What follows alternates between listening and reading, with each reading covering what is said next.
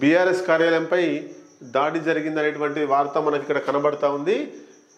చూడొచ్చు, భువనగిరిలో యాదాద్రి భువనగిరి జిల్లా బీఆర్ఎస్ కార్యాలయం మీద ఎన్ఎస్ఏ కార్యకర్తలు దాడి చేసి ఫర్నిచర్ విరగొట్టి చేసిర్రు. దీనికి సంబంధించినటువంటి వార్త అన్ని పేపర్లలో వచ్చింది.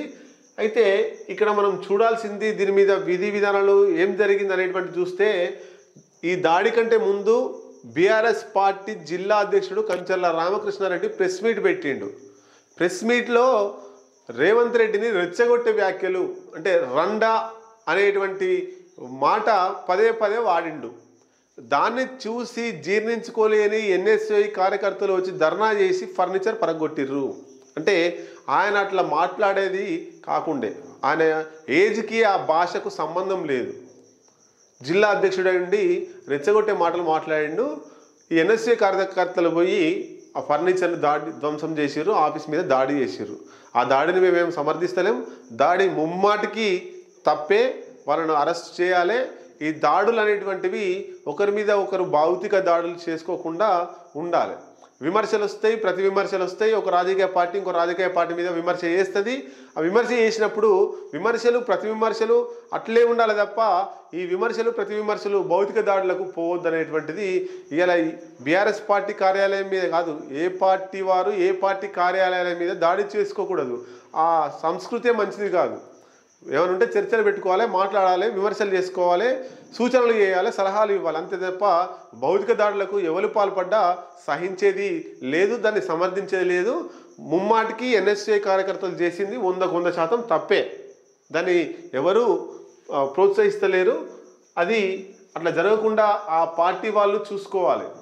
బీఆర్ఎస్ కార్యాలయంపై కాంగ్రెస్ శ్రేణుల దాడి, సీఎంపై అనుచిత వ్యాఖ్యలు చేశారంటూ ఆగ్రహం, ఆ పరిస్థితి ఉద్రిక్తం, పోలీస్ స్టేషన్ ఎదుట బీఆర్ఎస్ కార్యకర్తల నిరసన.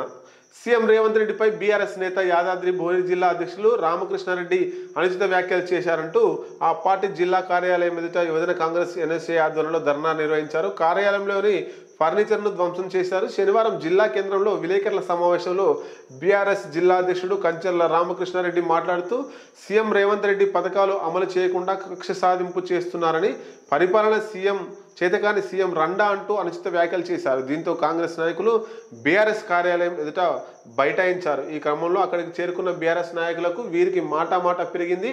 అనంతరం కార్యాలయంలోని ఫర్నిచర్ను కాంగ్రెస్ నాయకులు ధ్వంసం చేశారు.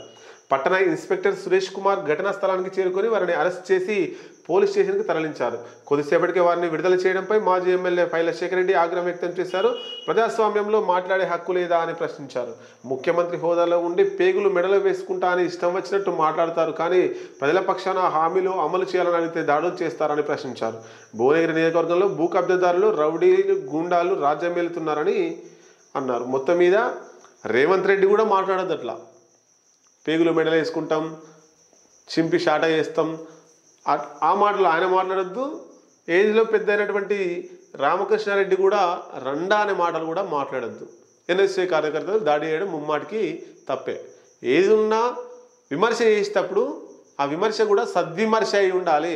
శత్రువు కూడా మనం విమర్శ చేస్తే మార్చుకునేటువంటి స్థాయిలో విమర్శ చేయాలి తప్ప ఎట్లా పడితే అట్లా విమర్శలు చేస్తే బాగుండదు.